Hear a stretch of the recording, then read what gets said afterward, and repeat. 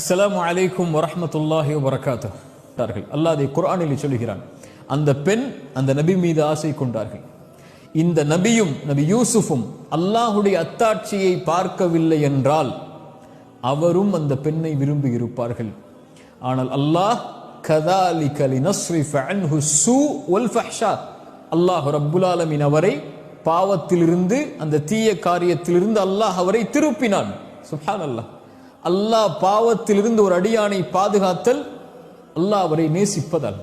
இப்னு Abbas ரலியல்லாஹு அன்ஹு தக்வாவிற்கு விளக்கம் சொல்லும்போது சொன்னார்கள், அல்லாஹ் தன்னை பாவம் செய்யக்கூடிய இடத்தில் என்னை பார்த்து விடக்கூடாது என்ற அடியான் எண்ணுதல் தான் தக்குவா.